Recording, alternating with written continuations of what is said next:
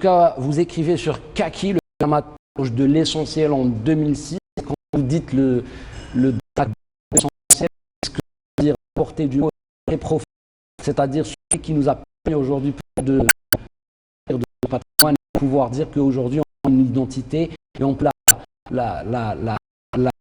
comment on peut la réclamer, on peut haut et fort son de l'être. L'histoire, je pense que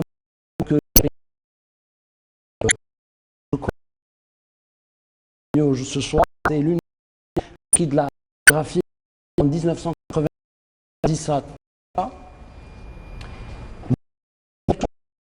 pour moi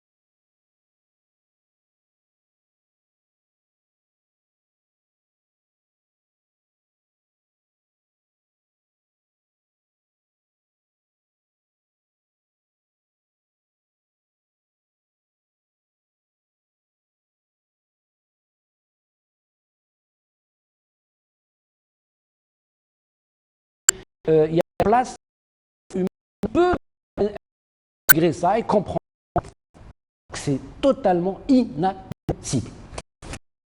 Bien sûr, ces crimes, justement, n'ont pas été faits uniquement à Moussa Ghanem. Il y a eu, comme l'a dit M.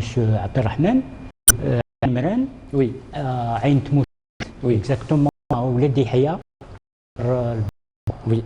Et par qui? Par la policière, Cavignac, et il y a eu à El Bouagui, et dans les Aurès, et du côté de Tadine, là où ils ont eu la Smala de Nimir Abdelkader au mois de 1943. Oui. Ils ont commis des atrocités sur la population civile, posée d'enfants, et de femmes et de vieillards. Écoutez, on est en train de chercher justement cette illustration, je ne sais pas comment on va appeler ça, je vais travailler un peu avec notre ami sur la réalisation des mains.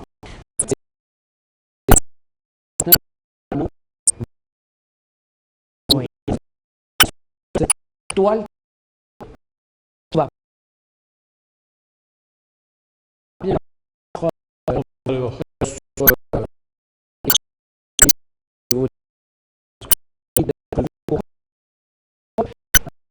falsificateur.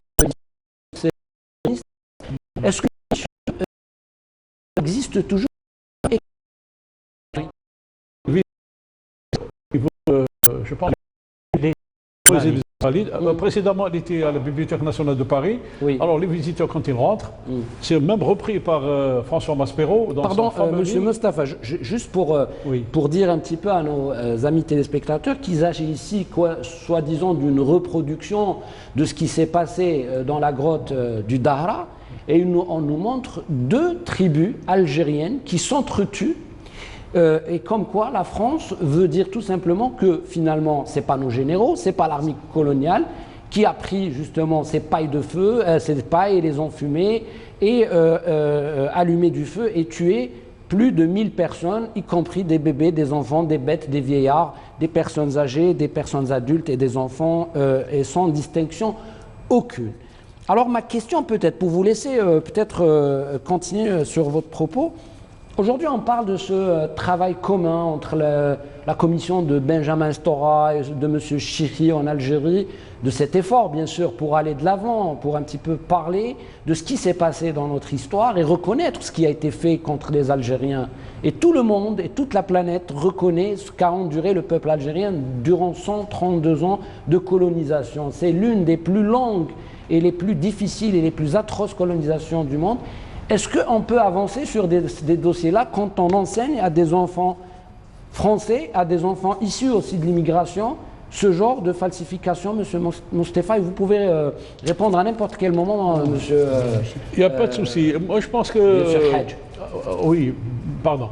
Ce qu'on appelle le rapport maintenant Stora qui est d'actualité, je pense honnêtement, c'est comme disent certains historiens, même des amis de l'Algérie ou des Algériens intègres, cette histoire, à la limite, ne nous regarde pas, c'est une affaire franco-française. C'est à nous, Algériens, la télévision, les auteurs, les écrivains, les journalistes, les universitaires, d'écrire notre propre histoire. En faisant des films, des documentaires, etc. Donc je pense que ce que vous avez entre la main, Amir, c'est un véritable mensonge. C'est comme on nous parle d'une statue de l'émir à Amboise ou à Paris. Hein? C'est ce qui est suggéré dans le rapport Stora. Mais le mensonge a commencé quand Sidi Qadar Mokhtar, à Cachrou, on a monté une stèle avec le fameux falsificateur de l'histoire qui est Edmond Agelin. Pour dire, voilà, l'émir Abdelkader, c'est un grand ami à l'Algérie, ce qui est archi faux. A-t-on besoin d'une statue de l'émir à Amboise et à Paris? Je ne pense pas. Nous sommes concernés, nous. C'est à nous, ici, avec l'image, avec le film, le documentaire, des émissions. C'est-à-dire qu'il faut un travail pour contrecarrer justement ces falsificateurs, ces révisionnistes de l'histoire, en travaillant sur ces aspects-là, c'est-à-dire chercher des anthropologues, aller voir cette grotte. Justement, vous me dites quelque chose qui m'a paru un petit peu bizarre parce qu'aujourd'hui, vous me dites que la grotte a subi un éboulement parce qu'on a procédé à un travail d'installer une route ou je ne sais pas quoi, alors que cette grotte doit être sauvée, sauvegardée, maintenue et il faudrait en faire peut-être un musée pour l'humanité, pour dire que si le monde a condamné le nazisme parce que le nazisme a pratiqué les chambres à gaz, les premières chambres à gaz, messieurs, ont été créées en Algérie, inventées ici. Absolument. Les feux crématoires, et mon ami Béchir va le confirmer, oui. Il va rajouter une information, c'est que ces chambres à gaz, d'une manière naturelle, en fin de compte, moi souvent, quand le débat se présente en disant est-ce que ce sont les nazis et les Allemands qui ont donné des leçons aux Français ou les Français qui ont donné des leçons idées aux Allemands. Aux Allemands. Mais en fin de compte, parce que l'inventeur des chambres à gaz n'est pas en Europe ou en France ou en Allemagne. L'inventeur des chambres à gaz, c'est Cavaignac qui se trouvait ici. Même maintenant, au niveau d'Alger, quand on dit à quelqu'un, vous allez où? On va se rencontrer dans le quartier Cavaignac. C'est horrible. Comment on dit Cavaignac? Il faut savoir qui est Cavaignac. Un véritable génocidaire qui a enfumé et dans leur mémoire, ils le disent en s'en vantant. On n'a qu'à parcourir les mémoires de ces généraux en disant voilà, c'est des crimes contre l'humanité à grande échelle, par le feu, par le fer. Et à mon sens, quand on voit Amir en Algérie, quand on essaie de faire un petit bilan, on n'a pas beaucoup travaillé, on n'a rien fait. Où sont les livres, où sont les films, où sont les documentaires? Ce n'est que comme ça, à mon avis, que nous prenons en compte notre propre histoire. Parce que vous parlez de la grotte qui a subi des dégâts. La nature de la grotte, c'est du gypse. Vous savez que le gypse, il est frileux, il se casse, il y a l'érosion, etc. Il s'effrite rapidement. Il s'effrite rapidement. On a eu dans le documentaire que je vais vous ramener tout à l'heure, vous allez voir, il y a un documentaire de 26 minutes. On a fait une visite de la grotte. Malheureusement, aujourd'hui, en 2021, on ne peut plus rentrer. Nous avons eu la chance et le risque aussi de rentrer dans la grotte. On a mis plus de 2 heures à fouiller. C'est un véritable cimetière dans la grotte. Un véritable ossuaire. Plus de 1000 personnes avec les ossements humains, avec les animaux, sont encore enfouis dans cette grotte. Pourquoi les archéologues n'ont pas été, comment dirais-je, appelés, conseillés pour que la route ne soit pas construite au-dessus de la grotte? En construisant la route, dernièrement, on est allé faire visiter la grotte avec des amis. Parce que chaque fois, nous avons des occasions d'aller leur montrer le four crématoire, c'est ici, en Algérie. Et en fin de compte, Amir, il y a bien eu un avant en fumade et un après en fumade. On va y revenir. Parce que, bien sûr, si on a choisi le mois de février pour parler des enfumades de 2 juin 1845, parce que, justement, il y a la bataille de Mazagran menée par les soldats de l'émir Abdelkader contre la colonie ou le colonisateur français, et ça se passe entre 1547, vous me confirmez? Non, ça c'est bien avant, 1847, mais vous me parlez justement d'autres batailles qui ont eu lieu avant, c'est ça? C'est les 3 fameuses batailles contre les Espagnols. Par Oran, les Espagnols sont arrivés ici dans la plaine de Mazagran. Et Sidi El Bakhlouf, dans une qasida magnifique qui s'appelle Qasad Mazagran Ma'louma. Où lui, en tant que poète et moujahid, a combattu les Espagnols non loin d'ici. C'est 1547, 43 jusqu'à 47, 58. La dernière. Effectivement, et ça c'est contre l'invasion espagnole. Et je reviens justement à vous, monsieur le Hadj ou Hadj Béchir, sur justement ces aspects-là. Il y a des aspects, il y a des marqueurs comme ça, il y a des indicateurs parfois oraux et artistiques, parce que quand on parle de Sidi El Bakhlouf, c'est un poète, c'est quelqu'un qui a... C'est un saint, un combattant, moudjahid, mais qui ont servi justement à alimenter notre histoire et que grâce à eux, à leur travail, ont réussi à transcender le temps et transmettre ce qui s'est passé ici en Algérie, dans la région de l'ouest algérien. Aujourd'hui, ce que je me dis, monsieur Hadj, c'est vrai que la grotte a subi un éboulement. En principe, c'est un endroit de recueillement, c'est un endroit où on doit peut-être partir en pèlerinage, parce que quand 1000 Algériens ou plus de 1000 personnes algériennes, femmes, enfants, avec voilà, leurs bêtes, avec tout ce qu'ils avaient comme histoire. Ils ont été tout simplement chassés comme des bêtes. Ils ont été contraints de monter dans une montagne dangereuse et voilà, se réfugier dans une grotte horrible, parce que vous nous dites en 2021, c'est horrible de voir cette grotte. Et eux, ils partent et on les enfume pendant 3 jours. Ça se passe le 17, le 18, le 19. Et ce que j'ai envie que vous dites ce soir à la télévision algérienne, c'est que ces soi-disant soldats venus pour je sais quelle mission civilisatrice étaient là en train de les voir et de même rigoler, de prendre leur dîner et voir et entendre les gens crier. Parce qu'on va parler tout à l'heure de la position et de la posture des victimes, comment elle les a trouvées amassées, embriquées, avec leurs yeux comme ça, qui sont sortis de leurs orbites. Dites-moi ça, en tant qu'historien, monsieur. Justement, Bijou, il se vante de ces crimes. D'ailleurs, ils essayent de minimiser la résistance du peuple algérien. Oui. Le fait qu'il dise dans ses lettres, il y a eu un peuple arabe qui défendait, mais ils étaient son chef. Et ça, c'est un mensonge.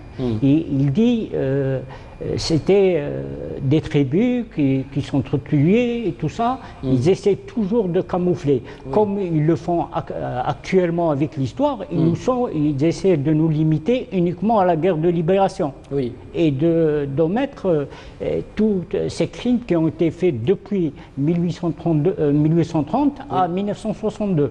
Et un siècle après, ils vont innover avec les crématoires de Héliopolis à Guelma, au massacre de mai 45.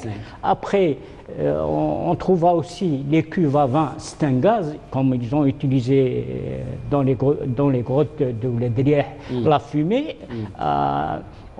Pendant la guerre de libération, ils ont utilisé les cuves à vin avec le CO2 qui dégage. Et on connaît l'histoire des cuves à Ain Isser. Et le criminel, c'était un lieutenant qui a fait ce crime. Il y a eu toute une enquête. Il a été jugé en 1961 et condamné, mais malheureusement, il a été libéré. Et c'était lui qui a mené aussi les crimes de l'OAS en 1962. Donc, qu'est-ce que vous me dites par rapport justement à la transmission, au savoir, à la visite de cet endroit, encore une fois, sacré? Qu'est-ce qu'on fait officiellement ici, aujourd'hui, à Mostaganem, par rapport à ce lieu-là de recueillement? Est-ce qu'aujourd'hui, les élèves des écoles partent en excursion, voire avoir avec eux un guide, un chercheur en histoire locale, par exemple, qui va leur parler, leur dire, voilà, mes enfants, ici, pour ne pas oublier, vous avez vos ancêtres, vos aînés, qui ont connu ce châtiment exercé ou exécuté ou perpétré par la France coloniale. Justement, chaque fois où on est sollicité, on fait ces sorties. On l'a fait avec M. Abdelrahman, avec les élèves du lycée Oued Qabliya de Mostaganem. On l'a fait avec des associations de Paris, une association qui s'appelle Ensemble pour l'avenir. On l'a fait aussi avec des associations de la Wilaya de Ain Mouchen. Et chaque fois, lorsqu'on est sollicité pour faire montrer aux jeunes effectivement ces crimes. Ahmed Maria, pardon, monsieur Mostefa. Je sais, non, allez-y, parce que je sais que je vous ai vu faire comme ça. Ce n'est pas suffisant et ce n'est pas régulier. Comme l'a dit si bien monsieur Benchir, les visites ont lieu, mais d'une manière éparpillée. On a essayé, tant avec des jeunes, des gamins, des écoliers, des lycéens, même avec des adultes qui viennent de d'autres wilayas, notamment il y a quelques années avec des gens de Relizane, d'Al-Bayed, de Ain Timouch, d'Alger aussi. D'Alger, il y a toute une caravane qui était venue 1 an et demi, 2 ans. On avait fait visiter, quand ils sont partis, on est venu d'Alger pour nous recueillir. C'est ça. Comment admettre que des civils innocents, imaginez, il n'y a que le mot qui peut le dire, mais la signification, la portée. Il y a en Europe, il y a des lieux de mémoire qui sont constamment visités par des touristes qui viennent du monde entier. Quand on parle de camps de concentration, de centres de torture, etc., Et ça fait rentrer un peu, j'allais dire, c'est économique aussi, ça veut dire la visite. Les gens viennent même d'Asie pour aller visiter les concentrations en France. Et en Algérie, quand on a eu la présence d'esprit pour faire un autre documentaire sur la torture, c'est le désert. Il n'y a pas une prise en charge, en notre sens. Comment voulez-vous qu'on entretient l'histoire, qu'on l'écrive? On l'écrit avec la plume, on l'écrit avec l'image. Entretenir celui de mémoire. Dans celui de mémoire, nous ne lui donnons pas une survie par rapport aux éboulements qui ont eu lieu. C'est pas protégé, il y a juste un gardien qui dit aux gens, attention, n'avancez pas, vous risquez d'avoir un éboulement sur la tête, mais sans plus. À Negmeria, justement, quand moi qui viens par exemple de Bourj Barej, de Sétif, de Rsempena, de Guelma, de Bchar, de Tindouf, de Ain Saleh ou de même de Ain Gzem, si je viens, je prends un moyen de transport et je vais lire dans les livrets d'histoire, je vais trouver Negmeria et je vais partir à Negmeria. Est-ce qu'il y a des indicateurs aujourd'hui au niveau de la commune de Negmeria? Certainement, parce qu'en 2000... Je parle de ces plaques commémoratives, je parle de ces plaques qui nous informent sur ce qui s'est passé. Peut-être le nom des familles, le nom des personnes, peut-être. Est-ce qu'on a fait cette recherche-là? Il y a un travail, effectivement. Vous pouvez intervenir, Al-Hadja, il y a un travail qui a été fait, donc on a fait une espèce de mémorial. Oui. Avec un artiste qui a fait tout des bas-reliefs, etc. On a essayé de lancer aussi, juste à proximité de la grotte, un petit musée où on retrouve des ossements, etc. Mais ce n'est pas suffisant. C'est pas suffisant. Mais les indicateurs existent. Avant, on ne pouvait pas y aller parce que l'accès était difficile. On pouvait chuter, on pouvait tomber. Maintenant, il y a la route, il y a les escaliers, il y a les indicateurs, il y a même une plaque qui indique... mais ce n'est pas suffisant. Il va falloir peut-être le classer. Et davantage le montrer, ne serait-ce qu'à la population de Mostaganem et des wilayats limitrophes. Parce que c'est pas suffisant, On le fait, c'est pas suffisant. Comment faire face à ce qui se passe du côté de la rive nord de la Méditerranée en disant, voilà, on va faire... je reviens sur l'histoire. L'histoire, il n'y a que les Algériens qui peuvent l'écrire parce que nous étions victimes d'un véritable génocide. Parce que quand j'ai dit avant les enfumades, n'oublions pas que la ville de Blida a été ravagée par le feu, par Clausel. Qui parle de Blida aujourd'hui? 800 personnes. Al-Harrach aussi, vous me dites. Al-Harrach après Blida. Blida en 1832. Novembre 1830, vous avez Blida qui a été ravagé par Clausel. Ensuite, Clausel il se déplace, il va jusqu'à Mascara, il ravage Mascara. Mascara, le 6 décembre 1835, n'existait plus, parce qu'ils étaient sur les traces de l'émir Abdelkader, donc il fallait ravager. Vous allez maintenant en France, comme cette lithographie de l'artiste, qui est un véritable mensonge, vous avez le nom de Clausel en lettres d'or, comme le nom de Bugeaud dans une grande avenue à Paris. Qu'avons-nous fait ici en Algérie? Je pense que c'est largement insuffisant de faire face pour colporter la parole, le film documentaire, les communications, les recherches qu'ont fait M. Béchir. Je pense que c'est en dessous de la moyenne. Voilà, ce qu'il faut faire par rapport à l'ampleur de ce qui s'est passé ici, dramatiquement, un crime commis par la France coloniale. Monsieur Hadj Béchir, vous qui êtes très près de la question de l'histoire locale, j'ai eu le plaisir en venant ici d'avoir quelques ouvrages, notamment celui de Monsieur Benatia qui a pu un petit peu énumérer toutes les personnalités culturelles et culturelles et des chanteurs, même jusqu'à voilà, ceux qui font même des essais en musique et ceux qui reprennent le patrimoine musical chabi, parce qu'il s'agit aussi d'une ville qui regorge de tout cet aspect-là de culture arabo-andalouse.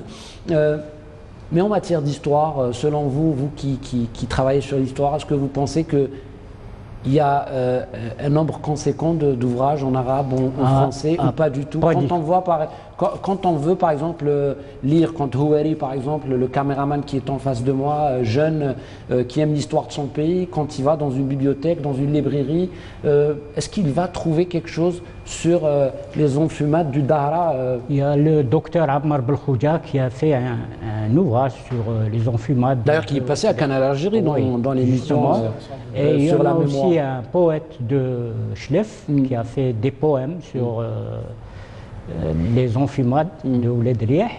Et je cite aussi les efforts particulièrement d'une association de la Daïra de Yachada dont dépend la commune de Negmeria, une association qui est menée par un historien et professeur d'université, monsieur Bali Saïd. Et cette association, chaque commémoration d'une fête nationale, et ils évoquent ces crimes de la grotte de Frachech. Est-ce que c'est suffisant ou pas aujourd'hui? Peut-être qu'il y a cette question, et c'est la dernière ligne droite avant de laisser nos chers amis téléspectateurs découvrir votre travail. Et je rappelle que c'est un travail qui a été fait avec la collaboration ou l'implication du CADC, et c'est bien parce qu'ils ont ramené beaucoup voilà, de belles choses à travers ces documentaires sur l'histoire de notre pays. Il y a aussi Smaïl Akhtar Hamina qui était dans l'aventure et qui a fait la lumière. Tout à l'heure, je vous donnerai la possibilité de nous parler de cette magnifique collaboration. Dernière ligne droite, et c'est la question pour vous deux, messieurs. Est-ce que vous ne pensez pas qu'aujourd'hui, en 2021, avec cette génération 2.0, des jeunes qui consomment tout ce qui est tactile, qui consomment tout ce qui est joli, beau, bien fait, je parle notamment de procédés de fabrication du documentaire, est-ce que vous pensez qu'aujourd'hui, on est dans l'obligation, mais obligatoirement pour faire face à ces peut-être ces tentatives d'usurper une histoire, une nation, on est obligé de miser sur la fabrication du documentaire, le film historique, parce que ce sont des vecteurs et ce sont aujourd'hui les moyens dont les jeunes ont besoin. Mais évidemment, le livre, on ne va pas l'oublier. Absolument. À mon sens, M. Béchir a parlé de l'ouvrage qui s'appelle Les 1000 martyrs d'Ouled Rieh, qui est sorti il y a 3 ans, qui est pratiquement épuisé. C'est un petit livre assez dense, un petit livre mais assez dense, assez fourni. Et Abdelkader Guerrine de Chlef qui a écrit un fameux livre sous forme d'oralité, de meddah, qui s'appelle La brûlure. Il parle des enfumades du Dahra. Al-Hriga. Et moi, à mon sens, il n'y a pas d'ouvrage. On devrait, parce que 2021 passera vite comme passaient les années précédentes. On devrait inciter les gens de la télévision, tout corps confondu. Il faut qu'il y ait une volonté politique pour qu'on fasse appel, pour que les gens travaillent. Parce que les gens qui sont derrière les caméras aujourd'hui, sur scène ou avec d'autres émissions, il faut qu'ils aient. Parce qu'on est pratiquement dans le temps perdu. Qu'avons-nous fait? Où sont les films? Où sont les documentaires? Pour pouvoir faire face. Parce qu'il y a un déséquilibre flagrant. Oui. Donc, moi je lance un appel avec votre permission, c'est de dire, incitons les jeunes à réfléchir sur, tout le monde peut le faire. Nous on l'a fait avec des moyens, j'allais dire comme l'a dit si bien Azdine Meddour, avec du fil, avec des bouts de ficelle ou avec du bric-à-brac. Ensuite on a eu, disons, c'est la première fois avec nos amis qu'on a eu le soutien du ministère de la Culture, de l'ARC, ensuite du CADC pour pouvoir produire ce documentaire qu'on est en train de porter pour dire attention, regardez ce qui se passe, regardez, on a vu des Français venir ici d'une association dont a évoqué M. Béchir, ils ont été ébranlés, ils ont dit c'est pas possible, nous ne connaissons rien sur l'Algérie. L'Algérie a été piétinée, massacrée. Et oui, bien sûr, on n'a aucune information parce que la courroie de transmission, il n'y a que ces jeunes qui sont derrière les caméras et derrière leur pupitre qui peuvent, chacun fera le film qu'il faudra faire. Ou qu'il devrait faire, ou qu'on doit faire. Parce qu'on est dans le temps perdu, on est ravagé, on a presque, Amir, on est presque dans une mémoire amnésique. C'est très sensible et c'est très important que nous fassions des recherches sur notre histoire pour la transmission, pour qu'on n'oublie pas ce qui s'est passé. Et ça peut être une leçon pour le monde entier, pour toute l'humanité, pour que l'humanité ne sombre pas dans la violence. Et voyez-vous, avec tout ce qui s'est passé pendant le Covid-19 ou le coronavirus, le monde est devenu brutalement petit et nous sommes devenus tous dépendants l'un de l'autre ou l'une de l'autre. En tout cas, il nous faut de la solidarité et beaucoup d'humanisme, j'y arrive parce qu'il y a de l'émotion ce soir dans cette émission, et de l'entraide et les valeurs de l'humanité. Tout de suite, mesdames et messieurs, je vous propose de regarder en intégralité ce documentaire conséquent, important, marqueur bien sûr de notre histoire, Les Enfumades du Dahra, crime de civilisation. Il est signé par notre ami Abdelrahman Mostefa de Mostaganem. Nous saluons ce travail, bien sûr, nous saluons tous celles et ceux qui ont travaillé avec lui, Mohamed Ould Ma'amar bien sûr, Smaïl Lakhdar Hamina, Hadj Bishikhi et toutes les équipes, et voilà, pour ce travail considérable. On demande à Nabil Tribèche d'envoyer le documentaire et on se retrouve après 70 minutes pour un deuxième documentaire, parce qu'il est très important de revenir vers la commune de Negmeria. Il faut la découvrir. À tout à l'heure. Merci. Ahbabi.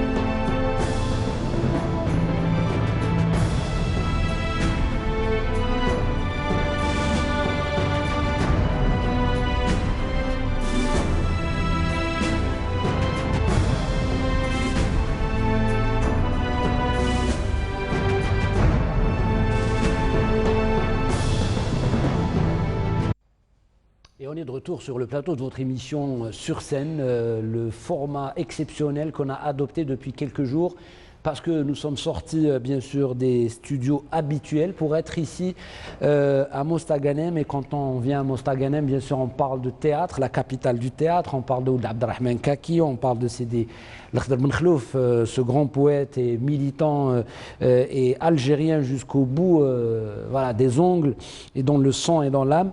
Et puis on parle de l'histoire. Et quand on parle de l'histoire, on revient vers cet événement tragique que les Algériens ont connu en 1845, les enfumades du Dahra.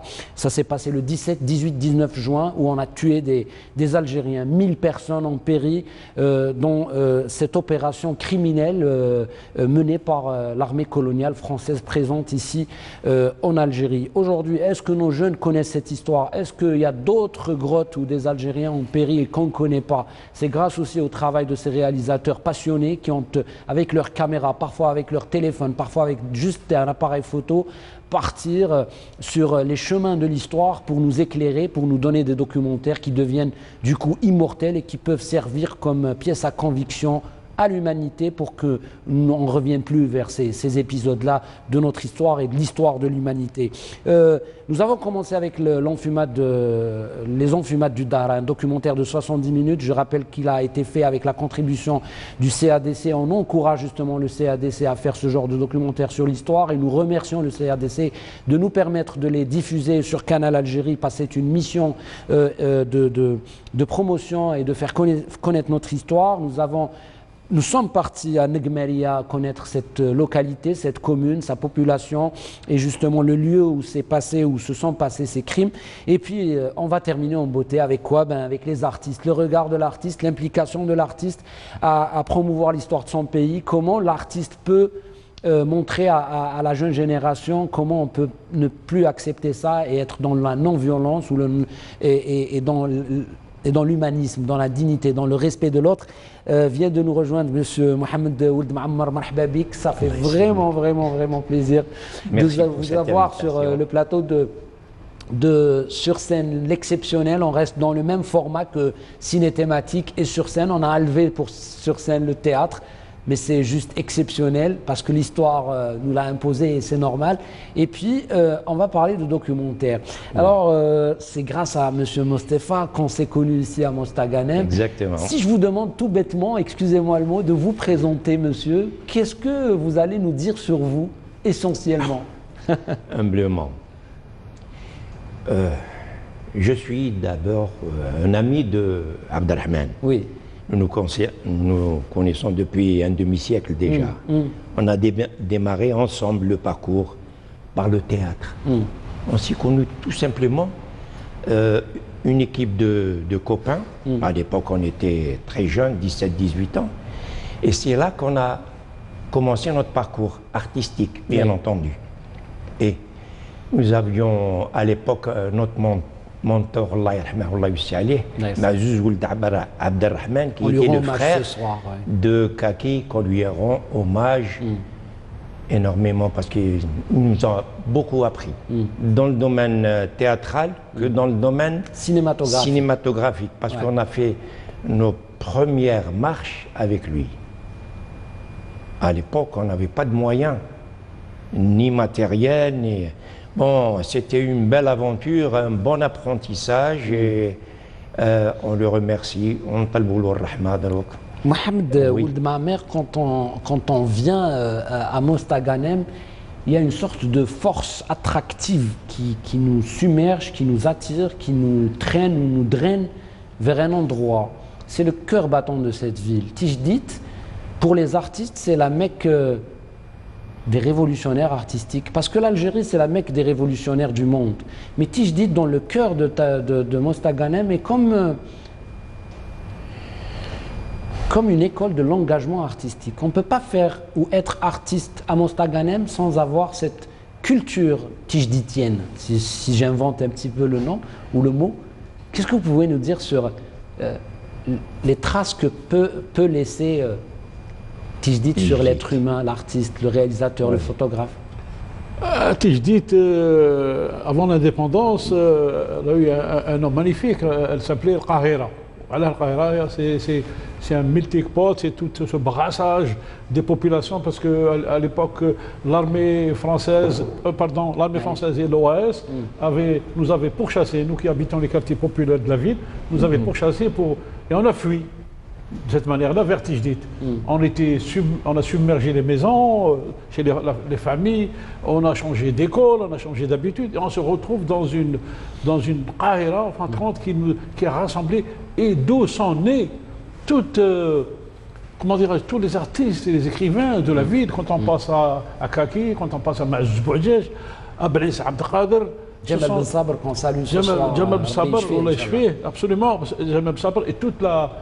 Et Habib Tangour, l'écrivain qu'on ne cite plus. Et comment dire,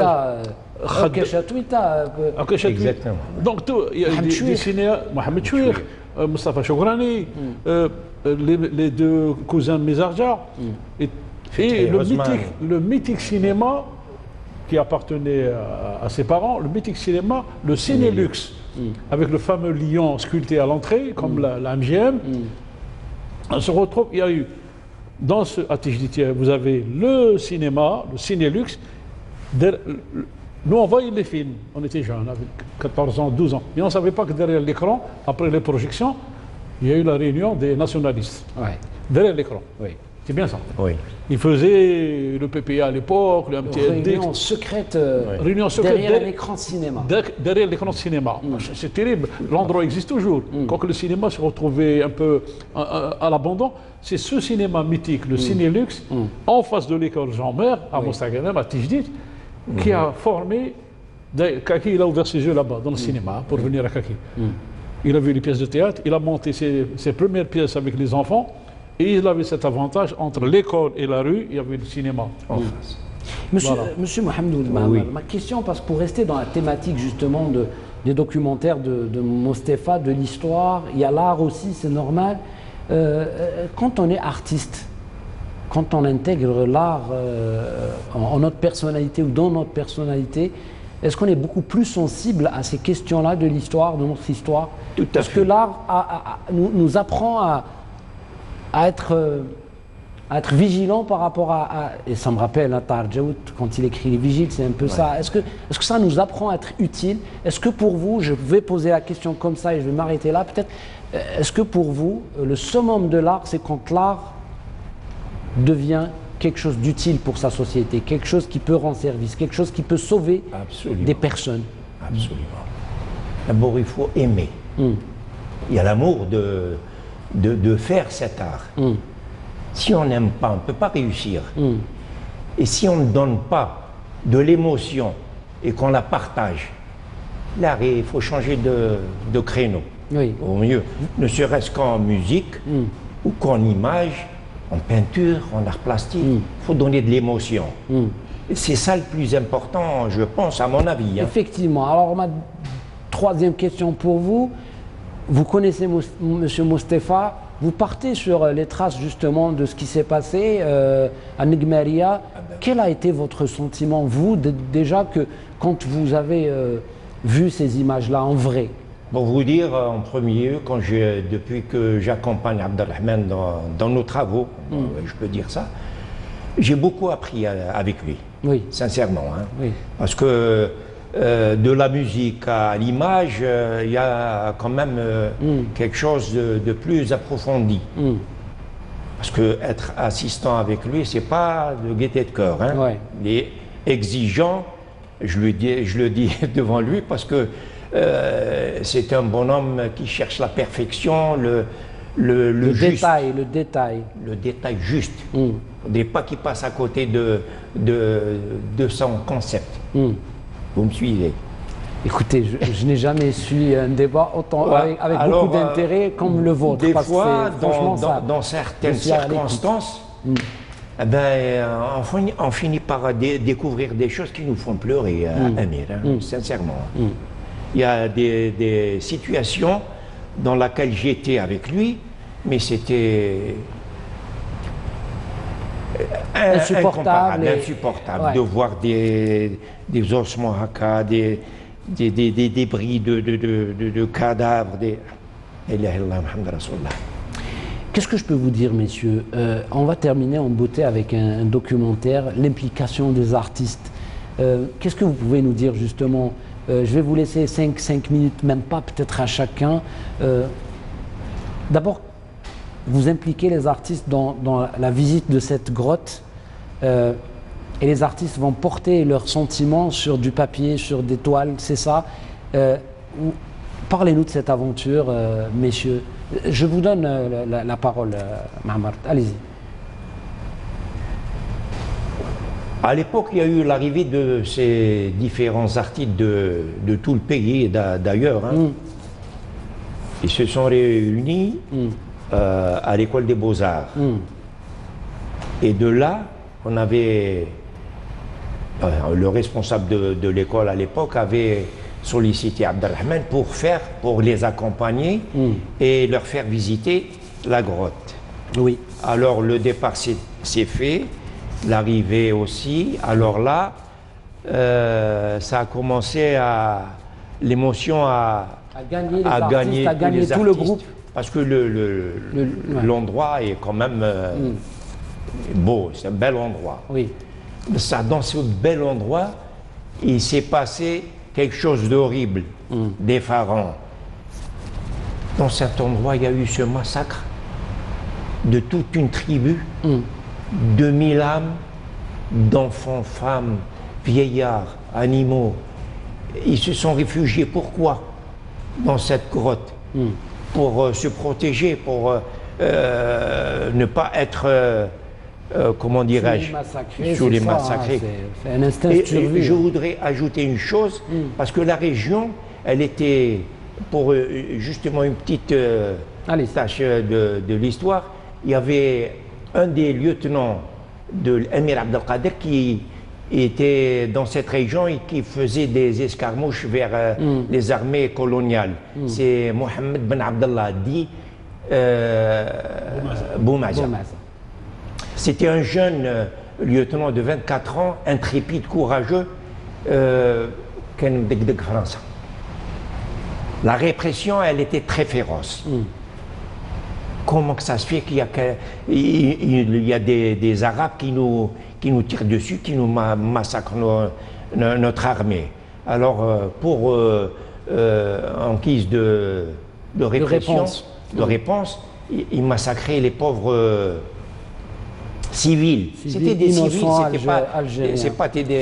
ce n'était pas des militaires ou des assaillants, c'était des civils, des pauvres gens. On va voir tout ça dans le documentaire, bien sûr, de M. Mostapha sur ces artistes. Je vous laisse peut-être le dernier mot. Par contre, pour vous, M. Mohamed, je vous promets qu'on reviendra, que ce soit ici à Mostaganem ou dans les wilayas qui est avoisinantes à Mostaganem, et on vous invitera pour parler de votre passion, et parler de musique et parler de beaucoup de choses avec vous, parce que vous êtes quelqu'un qui, voilà, vous êtes de ceux qui font accélérer les particules et qui font bouger les choses, et on vous remercie pour ça, franchement. Merci.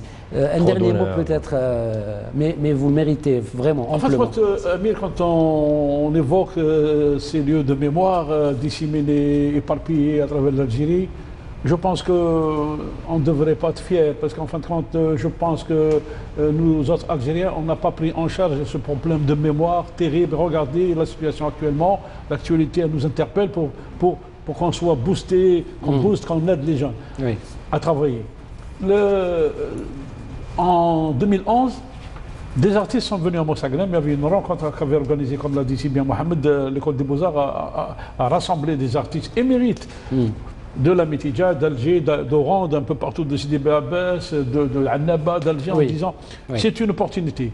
On a saisi l'occasion, on s'est dit tiens, pourquoi pas. Heureusement que M. Hachmi Ahmed, le directeur des Beaux-Arts, nous avait écoutés. Là, écoutez, ils sont là, pourquoi ne pas les amener? Ça ne coûte rien. On a pris 5 ou 6 minibus, on était une centaine, et on est allé sur les lieux. On avait arrangé des choses avec les populations rurales. Elles ont fait, les populations, elles ont fait une réception extraordinaire. Il y a eu cette rencontre des artistes qui ne connaissaient pas ni le drame ni le lieu, et les populations locales. On fait une réception magnifique. On a vu des artistes fondre en larmes. Et on va voir ça dans ce documentaire que vous nous offrez encore une fois à la télévision nationale. Qu'est-ce qu'on peut vous souhaiter, messieurs? Que du bonheur. Continuez à faire ce que vous aimez de faire. Et ramenez-nous des documentaires pour justement faire connaître notre histoire. Allez-y, allez-y. Je voudrais rajouter une chose. C'est un petit message. Allez-y. Il nous faut de l'aide. Pour faire tout ça, on a bataillé, on a sué, on a mendié.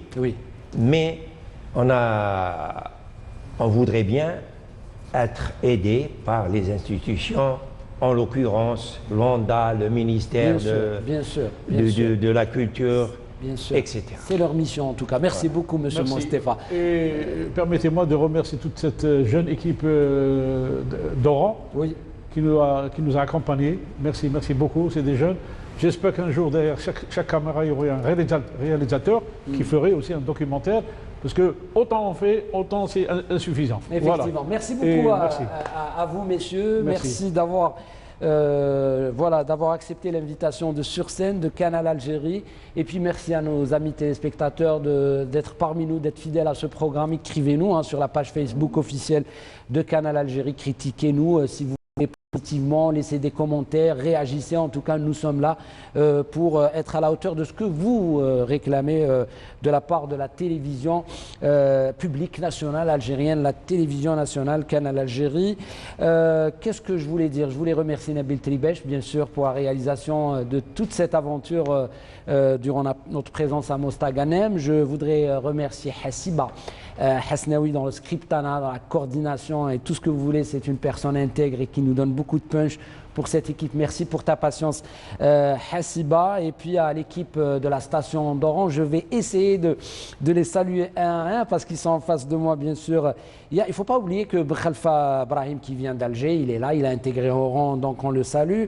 Houeri, qui est en face de moi, merci beaucoup Houeri. Puis Houidq pour la lumière, merci toujours pour le théâtre, qu'on soit à l'extérieur, merci pour ton implication. Fatima, bien sûr, qui est qui est au niveau du montage, et puis Abdel Ilah, Qada, Abdel Haq, Habib Houari, Bella, Tafour, je sais, je vais pas les citer tous, il y a des personnes que j'ai sûrement oubliées, mais en tout cas du fond du cœur, merci, merci, merci pour votre patience, pour votre professionnalisme et surtout pour votre sympathie. Je vous aime, on vous adore et on n'oublie pas bien sûr AZ Hotel qui nous a offert cet espace pour nous protéger un petit peu de ce vent, mais ce vent va certainement ramener du bonheur et de la joie pour le monde entier, Inch'Allah.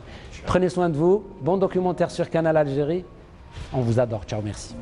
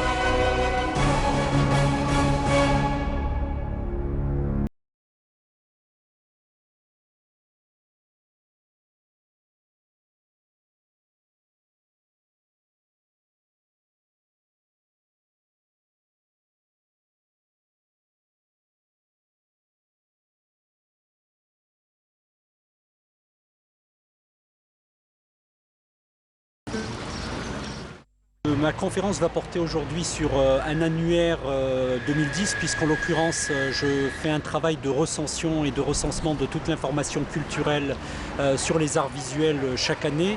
Donc c'est un travail que je mène chaque année depuis 1998 et l'objectif est de donner une visibilité et une lisibilité des arts visuels en Algérie. Donc mon travail est à la fois guidé par le souci d'avoir une plateforme collaborative et une plateforme informative. C'est-à-dire que les deux éléments de communication que nous retrouvons dans cet annuaire est à la fois de mettre les éphémérides, c'est-à-dire la chronologie des événements qui se sont passés sur une année, avec des éléments de langage qui est une analyse du champ culturel, du champ des arts visuels au cours de cette année. Alors l'objectif d'un annuaire est double, il est à la fois d'information en direction des lecteurs, en direction de la communauté universitaire, en direction de la communauté des artistes bien évidemment, mais il a un second intérêt, c'est celui de porter à la connaissance plus large de ce qui se fait en Algérie, parce que nous avons malheureusement un dispositif d'accompagnement de la vie culturelle et artistique en Algérie qui est extrêmement faible, et j'avais créé en 1998 cet annuaire justement pour pouvoir étayer, conforter, étoffer, redynamiser le champ de l'expression artistique.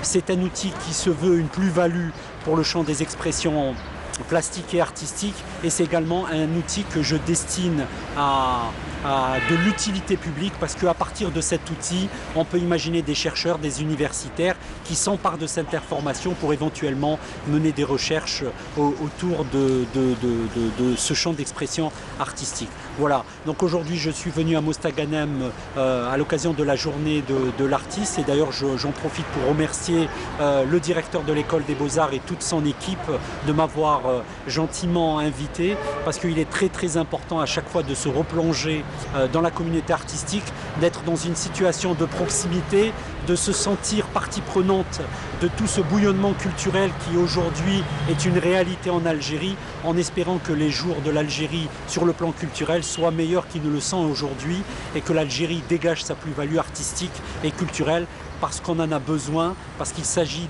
à la fois de la mémoire collective artistique, mais il s'agit de l'avenir de l'Algérie tout court.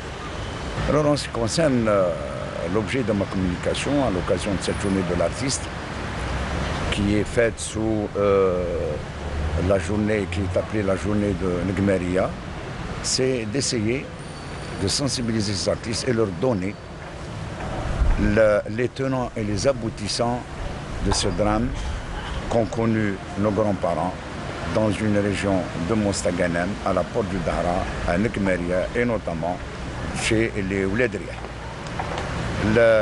Cette intervention n'est pas comme les précédentes, puisque j'essaye de retracer très rapidement la politique de la France à l'égard de l'Algérie, ces crimes qu'elle a pu commettre avant, de donner les circonstances de ce crime, puisqu'il s'est passé au moment où l'émir Abdelkader ainsi que Boumaza devaient donner le dernier souffle à la résistance, et que de l'autre côté, une troupe coloniale aidée de ses collaborateurs a mis l'Algérie à feu et à sang, épuisant totalement les tribus. Au point qu'on peut dire que la soumission était pratiquement terminée.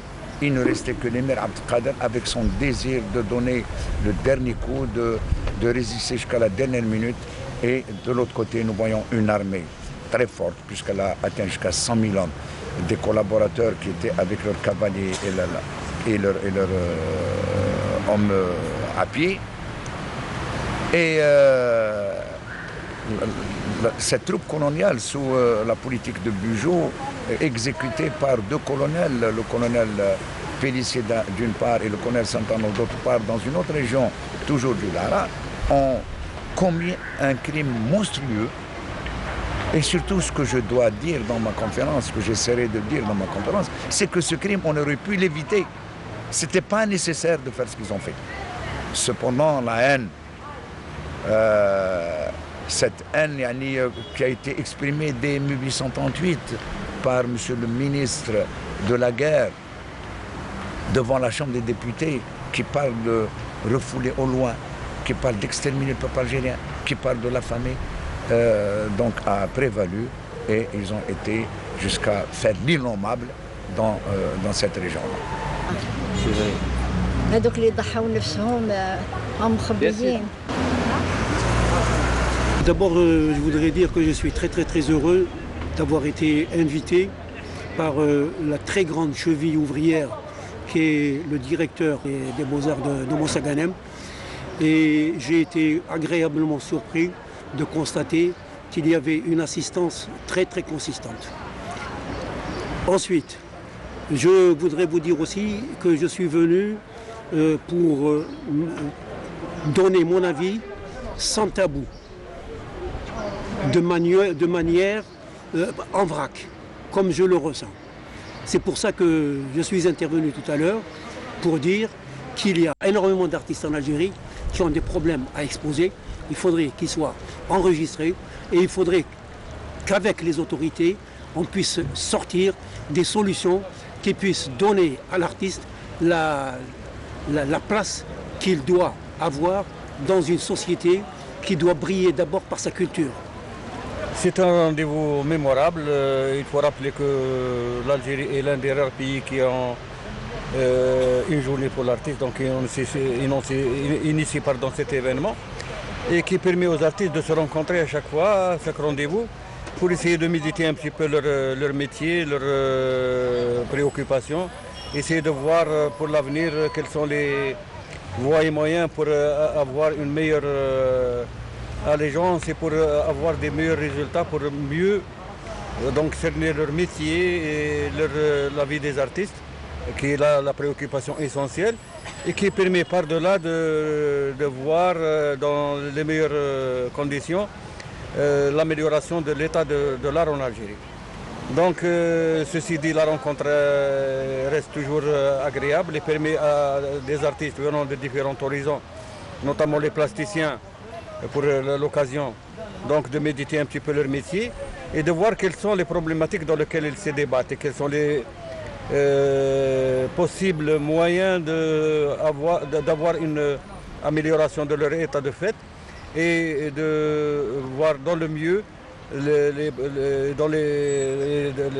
leurs préoccupations réglées pour donc un devenir meilleur pour l'art et pour les artistes et pour la famille des artistes qui vivent des fois un peu difficilement ce métier-là. C'est franchement toujours très agréable de venir l'Ouest, c'est Blabès, Oran, Mostaganem, mais en particulier à Mostaganem. C'est-à-dire que depuis 2 ans à peu près, je viens pratiquement 4 fois par an. Et c'est exceptionnel, parce que l'accueil est toujours formidable. Nos amis sont là, les artistes sont là, l'école des Beaux-Arts nous accueille toujours à bras ouverts. Et donc j'ai assisté l'année passée au 8 juin, la journée de l'artiste, où c'était la première fois de ma vie artistique, très modeste, chez nous en Algérie, où on a été honoré. C'est rien, c'était un petit diplôme juste qui nous rendait hommage. Et vous ne pouvez pas savoir à quel point cette action m'a touché, voilà, tout simplement. Cette année, c'est encore plus performant, c'est encore plus professionnel, c'est encore plus humain, parce qu'il y a mes aînés, il y a Abrous, il y a Arslan, il y a des gens qui m'ont enseigné, qui sont avec moi. Où on est là, il y a nos amis d'Oran, de Bjaya, de Constantine, d'Alger, de Tlemcen. Et c'est vraiment, encore une fois, on a assisté ce matin avec l'ouverture avec la directrice de la culture, qui était elle-même ravie d'être en face un groupe d'artistes du territoire national. Et c'est c'est des actions comme ça. Wallah, je m'attends pas à ce qu'on ait beaucoup de moyens, mais des actions comme ça peuvent vous donner l'espoir que quelque chose est en train de se passer. Et cette chose-là, je pense en toute, vraiment, je l'ai dit franchement, je pense que cette solution va se passer, va démarrer à partir de Mostaganem. Parce que je ne sais pas, mais je sens qu'il y a des choses qui vont être très positives, parce que la Hachmi, l'école de Mostaganem, est arrivée à rassembler des gens. Vous avez assisté à un débat un peu houleux tout à l'heure, des gens qui ne se parlent pas sur le terrain, des gens qui ne se rencontrent pas, qui ne discutent pas, des gens qui ne parlent pas art. Et là, on est arrivé à parler art, mais c'est encore une fois grâce à Mostaganem et grâce à l'abnégation de cette direction qui a fait qu'on se retrouve, ne serait-ce que pour ces 2 jours, mais je pense qu'ils seront gravés. Et je suis sûr que l'année prochaine, ça va être encore... espérons que l'école va ouvrir, ça serait encore... Alors là, Et nous, on est là, on pourra aider cette ville de Mostaganem partout, par notre présence, par nos œuvres, par nos connaissances, par nos rapports déjà, nos rapports avec les étudiants. Je suis enseignant à l'école de Tipaza, et venir à faire quelque chose à Mostaganem est toujours très, très agréable.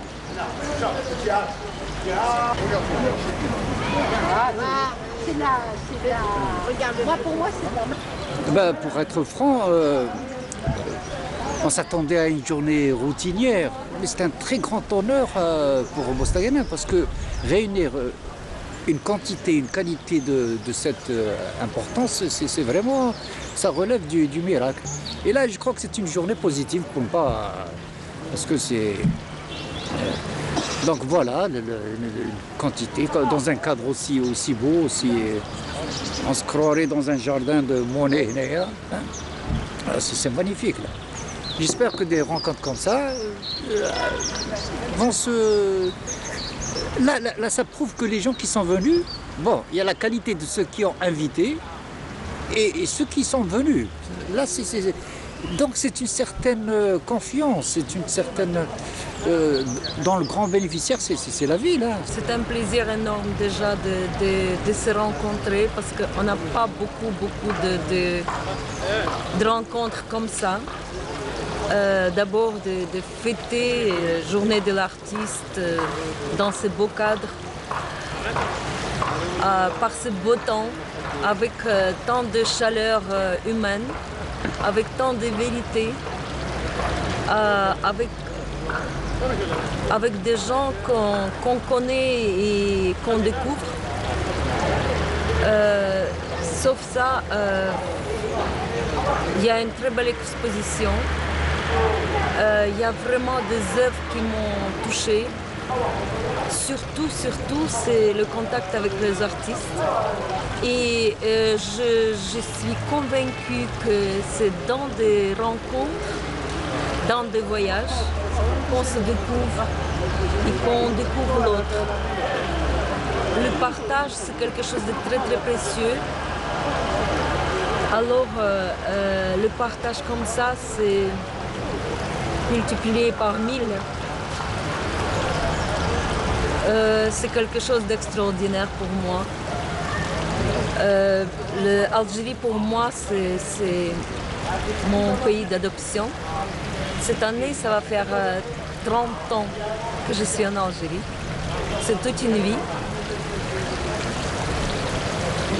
Et à Mostaganem, je suis pour la première fois. Une merveille comme beaucoup de villes en Algérie, beaucoup de... vous savez que je fais tous les suds algériens, je fais tous les coins d'Algérie et chaque fois, je découvre qu'il y a des talents, il y a des gens, c'est des diamants bruts. Parfois qui n'ont pas besoin d'être taillés.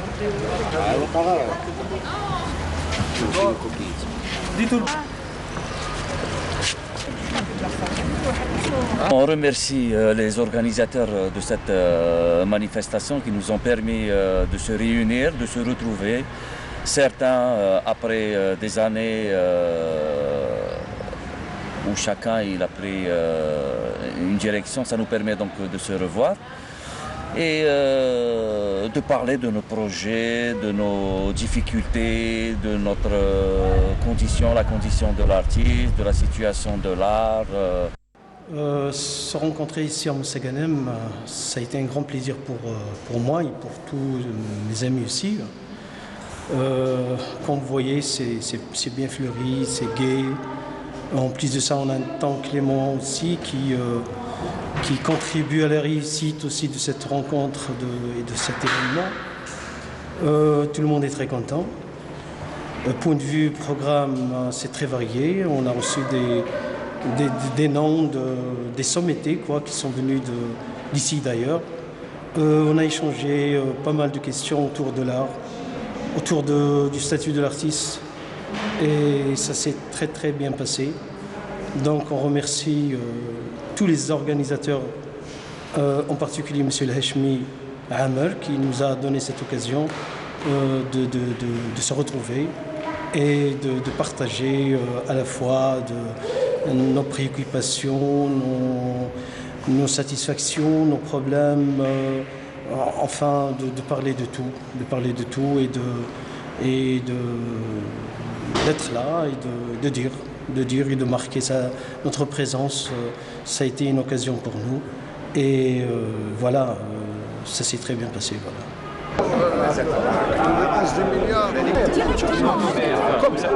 Jeudi, on a terminé la programmation 2013-2014. On va essayer de parler un petit peu de cette journée de l'artiste où effectivement c'est devenu une tradition, c'est la 3e édition. Et bon, comme chaque année, on s'attelle exactement à organiser ces 2 journées dans lesquelles on reçoit énormément, toute une panoplie d'artistes. Bon, à l'échelle nationale, dommage, ça aurait été mieux encore d'élargir le cercle des artistes, mais bon, faute de moyens qui sont juste limites, on a essayé bien sûr d'être, pour ne pas dire sélectif, ni par exemple un peu extrémiste dans notre choix. On a essayé de faire appel à des personnalités quand même dans l'art, dans la culture, pour bien sûr fêter cet événement-là qui revient chaque année. Cette année, on a opté pour l'organisation d'une journée qui quand même enrichit de pas mal de conférences de M. Abrous, de M. Deblaji, de M. Bourahla. Il va y avoir cet après-midi une vidéo de jeunes, par exemple artistes qui ont fait des installations en plein désert à Tifariti. Et évidemment, tout ça, c'est dans le bien beaucoup plus de l'art avant tout, de la cause. D'un autre côté, c'est pour donner un peu plus, je dirais, d'assises à cet événement-là. Et bon, j'espère que tout le monde sera content.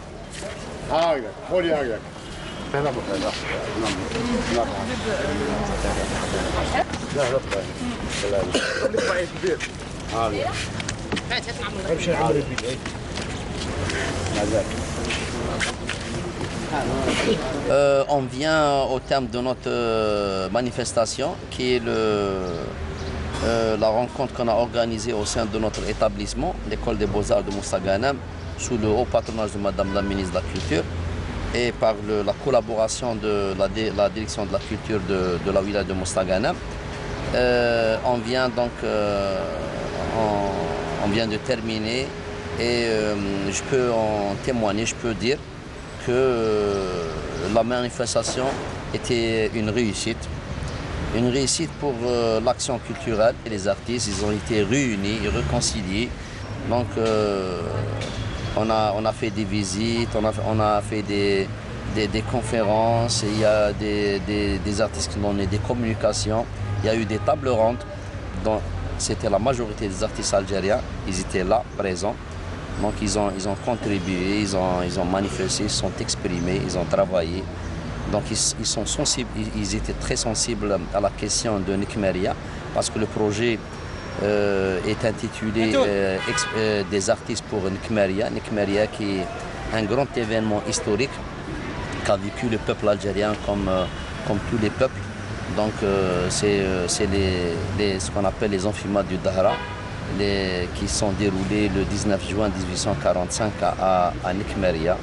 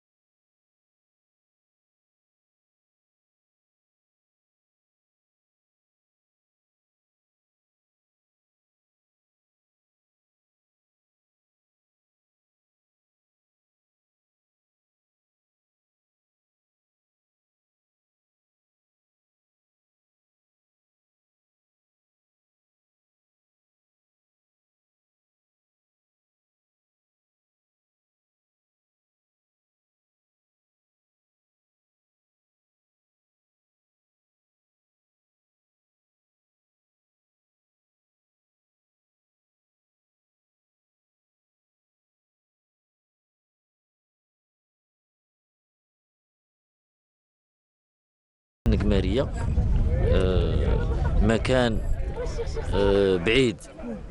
بعيد جغرافيا، ولكن روحيا نظن قريب من كل جزائري، لأن هذا الموقع يذكرنا بأحداث اللي غادي يتكلموا عليها المختصين على كل حال. ولا ننسى أيضا الناس اللي للأسف ما راهمش حاضرين، ولكن راهم حاضرين في أفكار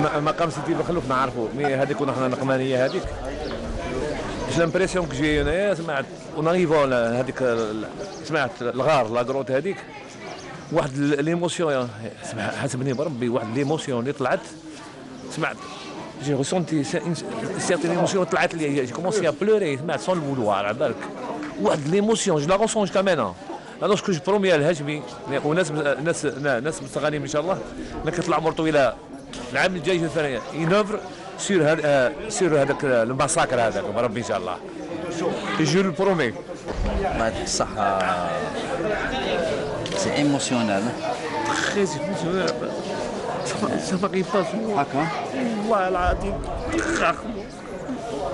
فينا تعب الله يبارك يا الله يرحمه الله يرحمه رحم الشهداء ولا لا c'est vrai que ça n'arrive pas tous les jours ni تعرف j'étais très sensible sensible à l'événement ils sont pas morts pour rien ils sont pas morts pour rien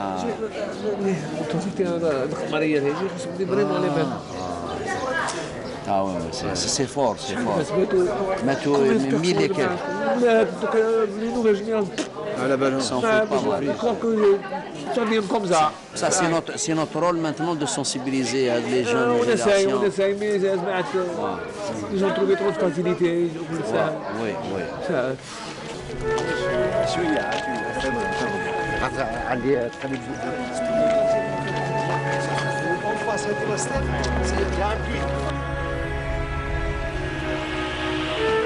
هو هنا في سيدي علي صارت واحد المعركة في شهرتها الشهيد سي محمد الزبيدي.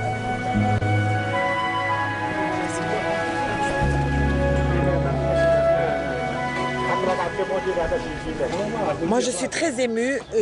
C'est la première fois que je viens ici. Je suis extrêmement émue et surtout, je suis motivée par le fait qu'un lieu comme ça n'ait pas eu ce qu'il faut. Donc, pour faire court, très prochainement, ce que nous allons proposer aux artistes, c'est de venir. On va nous-mêmes installer ce lieu comme mémoire. Les artistes vont le faire, chacun à sa manière, chacun avec son thème, venir pour marquer d'une pierre définitive de façon à ce que l'amnésie, c'est bon.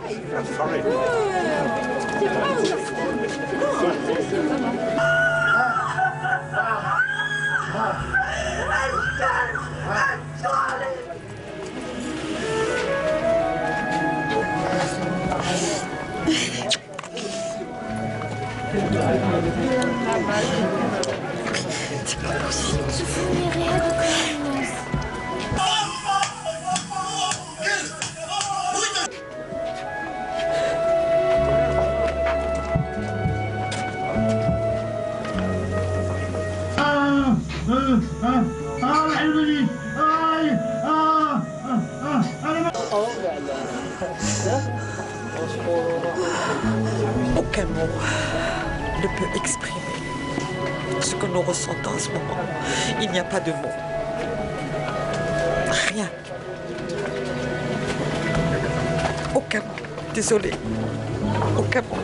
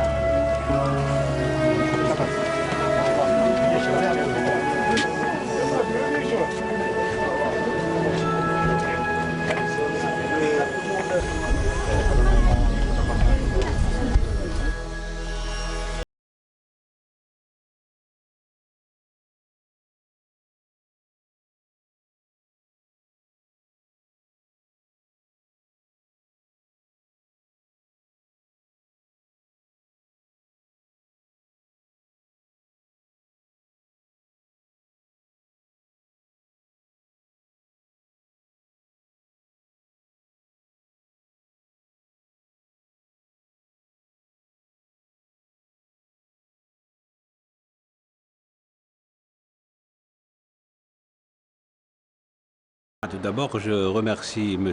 Hachmi Amr pour cette invitation à l'occasion de la journée de l'artiste.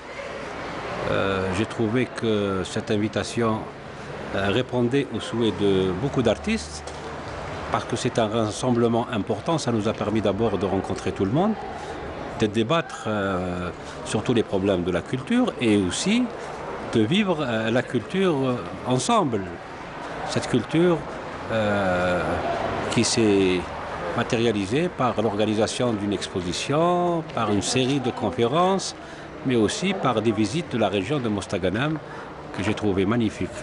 Donc c'est une rencontre qui nous a permis surtout de revoir, de faire le point de ce qui se passe autour de nous, de ce qui pourrait se faire à l'avenir en matière de culture, et surtout pour les projets qui sont en construction ici au niveau de la ville de Mostaganem, tels que l'école des beaux-arts et le théâtre. J'ai été très surpris d'abord par la visite, surtout dans ce camp qu'on appelle le camp de la mort, qui était extraordinaire parce que nous venons de découvrir ce que le colonialisme a fait dans ce camp de concentration où il y a eu beaucoup de tortures, beaucoup de morts. Et je crois que c'est une occasion aussi pour ne pas oublier ce qui s'est passé.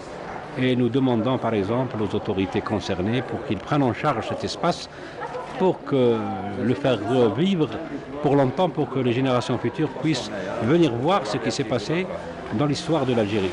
Ça m'a fait plaisir au moins de rencontrer des artistes. La plupart je connais certains, mais il y a beaucoup que je ne connais pas. Donc pour moi, c'est extraordinaire. Toute rencontre, elle est valable dans ce sens, le partage. Et de pouvoir parler des choses, surtout entre artistes. Bon, ce qu'on a pu visiter, moi je l'ai vécu déjà en 2009 parce que j'étais là. Donc j'ai refait ça avec plaisir avec mes collègues. C'était l'occasion de discuter même si je connais les lieux.